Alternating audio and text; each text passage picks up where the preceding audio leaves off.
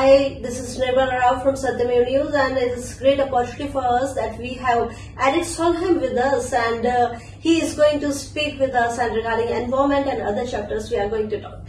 Hello Erik, welcome in Satyamev News. Hi, such a pleasure to be in Jaipur today. Same here, Erik, and it is really wonderful to see you in our city, Jaipur, and we like to ask you some questions. Please, I'm so pleased to be in Jaipur. I've never been there before, even if it's one of the most famous cities in India with such a rich history and heritage. So it's great to be here. Yeah, it is. Erik, in 2017, in Germany, you had worked with Sadhguru Jaggi, and he said that once in a drawing competition, students were asked to draw the river. And they draw the sand. What do you think regarding that? Is it a lack of connectivity with the nature from the students, or the little students are going to give the great message regarding environment to our generation? What do you think? I think Sadhguru wanted to really focus on the way we destroy rivers on planet Earth. Many rivers are very polluted. Three days back I was in Siliguri in West Bengal, and 10,000 Indian youth turned up very early in the morning to clean the beautiful Manaya river there. And that's so good to see this engagement to save the rivers and to improve the rivers, and I think that was what Sadhguru wanted to really highlight. May I add that Sadhguru is now embarked upon a fantastic campaign. He's going by motorbike from London through Europe to India to save soil, to get the world attention to the fact that we are destroying our soil by destroying rivers, by agriculture, by many other ways, and we need to change. We need to improve the status of the rivers, and we need to save soil. Wonderful. Erik, what personally you think about environmental movement in entire world? Do you think personally we may take any basic step to recover human mistakes? We have three main environment problems in the world. Massive pollution in many cities, climate change, which is making the world inhabitable in the long run, and the fact that we are destroying nature and also making some species of animals extinct. But the good news is that we have all the policies we need to solve all these problems. And I see a lot of positive change in India now. Tree planting, like here in Rajasthan, but in many other parts of India also, moving into electric mobility, going into solar energy and going away from coal, and positive developments in agriculture, for instance in the state of Andhra Pradesh, which is embarking upon green, environmentally friendly agriculture. Wonderful. Erik, you have been a peace ambassador in Sri Lanka, and you are still working for environment.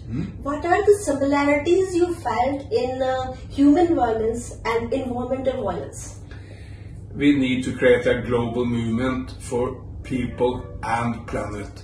There's an old saying in the Vedas, it's so beautiful, old Indian saying that the whole world is one family. Yeah. And that's how we can resolve our problems. We need to keep peace, and we need to jointly, China and the United States, India and Europe, all of us to find solutions to the environment problems. Wonderful.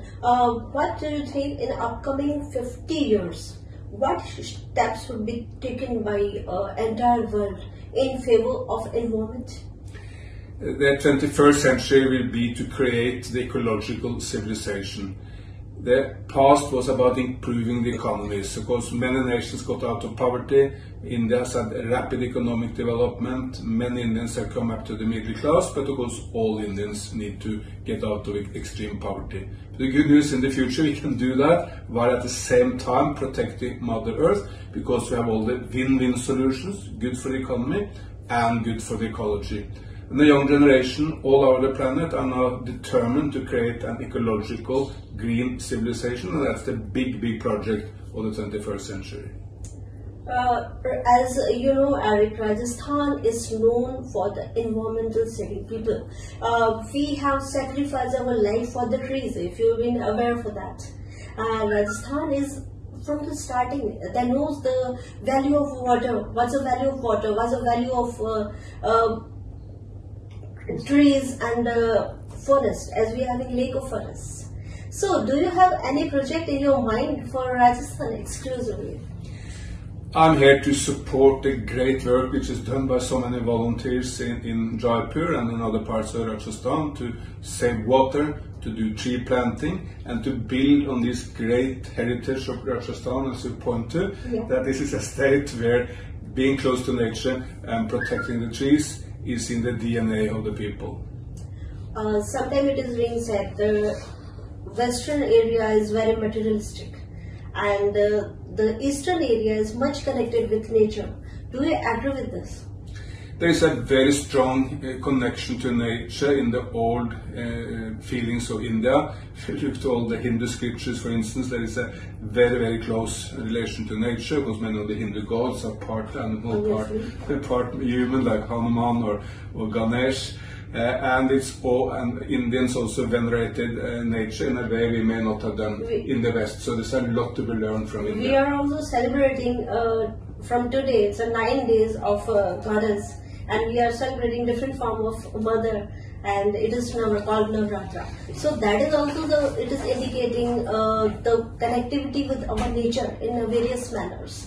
Another thing, that volunteers are connected with various groups. Do you think any plan for supporting that? Yes, I'm here to support the volunteers here in Jaipur, and a few days back I was in West Bengal supporting volunteers there. I was also in Chennai speaking to 1,000 students at the big university there, and with people in a high school that made drawings about how they wanted to see the future. So I try to support all green efforts in India. But the very good news in India now is that, led by Prime Minister Modi and led by many chief ministers in many states, you see India moving fast into solar energy, into tree planting, into conservation of nature. For instance, India has doubled its tiger population. First Nepal did it and India did it, not least thanks to efforts here in Rajasthan, which of course is a major reserve for tigers. Erik, as you inspiration of many people, you are an icon of environment. What kind of message you want to deliver to our audience and the Indian people? The main message is that everyone can contribute. Don't look for someone else to make the future. Please do it yourself. Please avoid single-use plastic. Please do tree planting. Please to encourage people to start solar panels and get out of coal.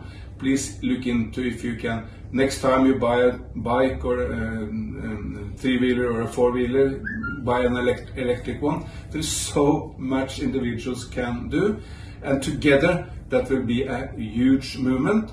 And then we'll expect Prime Minister Modi and the leadership in Delhi and the leadership in the state of Rajasthan and business to do their part. Then together we create a great movement for the environment. Erik, what kind of a role can be performed by international and national leaders and people and other environmental group members and their leaders can be performed? The most important is that we work together. When there is a crisis like Ukraine now, India, China, United States, Europe, we all need to work together to find solution to such crisis. In these crises, it means immediate ceasefire and stop of the war and defense of the sovereignty of the state of Ukraine. But of course, by extension, we need to work together against climate change, against COVID. Together, we can achieve everything in the world. If we allow anyone to split us and to make confrontational wars, we will fail.